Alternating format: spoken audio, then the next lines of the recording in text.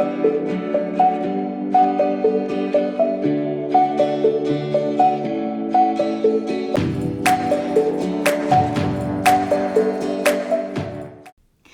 I'm Annemarie with Speak Confident English, and welcome to this week's Confident English lesson. Did you know that most of the time we only remember the first and the last things that we hear?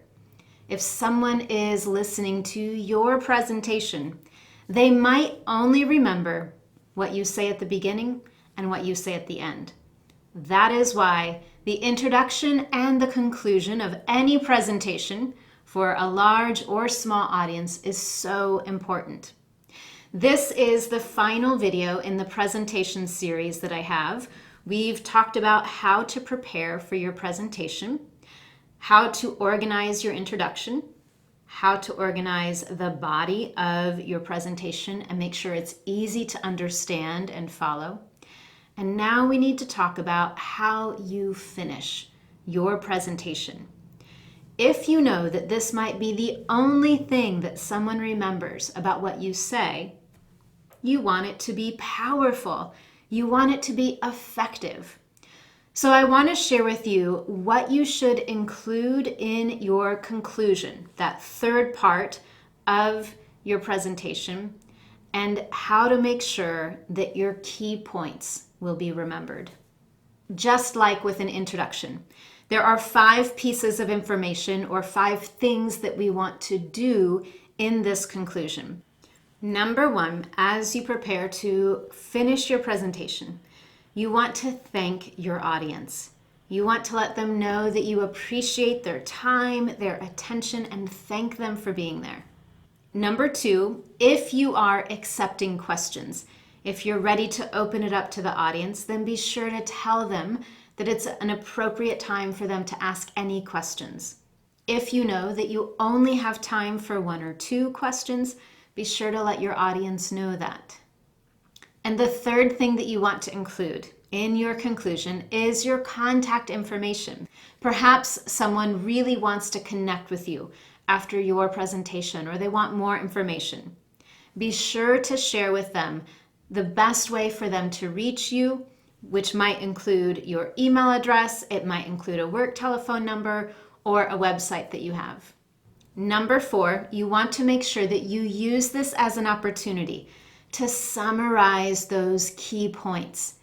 What is the one thing that you want your audience to remember? If you recall from video number 3 in this series, where we talked about the rules of a presentation, I said that those general rules are that you tell me what you're going to tell me, your introduction. Then you tell me, this is your body with all of your main points and details. And then you tell me what you told me. You summarize. You highlight again those key points. If you know that people will only remember what you say at the beginning and end, it's not always true, but generally, then remind them of the most important information. We talked about in the last lesson using signposting. And once again, there are some fantastic ways to use signposting in this conclusion and to help you summarize that information. As always, you can find great examples in the online lesson of how to do that. And then finally, the 5th thing that you want your conclusion to do is to be powerful. You want it to end in a way where you recapture your audience's attention. It's possible that during the middle of the presentation, their mind started to wander. Maybe they were thinking about what they need to do at work or what they need to do when they get home. And you want to bring their attention back to you, to focus on you. You want them to be connected to your topic, because the more connected they are, or the more emotionally invested they are in your topic, the more they will remember. So here are 3 easy ways to end your conclusion powerfully. Number 1, end with a call to action, or a CTA, as we say in English. This is your opportunity to tell your audience what you want them to do next. Do you want everyone to do something after the presentation? Maybe make a phone call or send an email. Do you want people to make a decision that will change their life? Do you want people to communicate with you afterwards?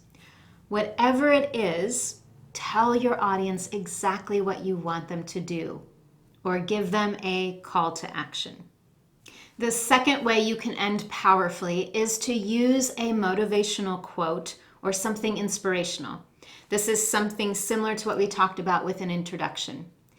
When we use an inspirational or motivational quote, it can influence how people feel at the end of your presentation. Do you want them to feel inspired? Do you want them to feel motivated to take action? Do you want them to feel concerned? However you want them to feel, there's probably a fantastic quote that will help you do that. And again, when we use these more inspirational, motivational quotes, it engages that emotional side. And when we're connected emotionally, we're more likely to remember the information that we heard. And finally, a third way that you can recapture your audience's attention, bring the focus back to you so that they'll remember the summary, the key points that you want to highlight, is to maybe end with a surprising statistic or piece of information. Maybe there's something you want your audience to keep thinking about throughout the rest of the day, the evening, maybe even the next day.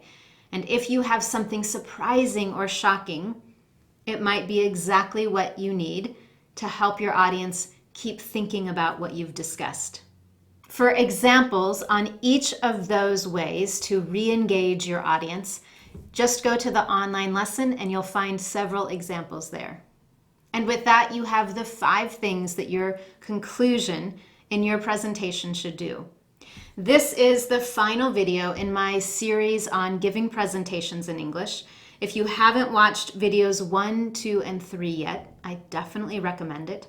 There's also a checklist that you can download for free to help you think through all of this information I've shared, prepare and organize your presentation so that you can speak with confidence, connect with your audience, and make sure that you communicate effectively. As always, I do have a challenge question for you. And now that we're at the end of this series on presentations, I want to know, do you have a favorite speaker in English?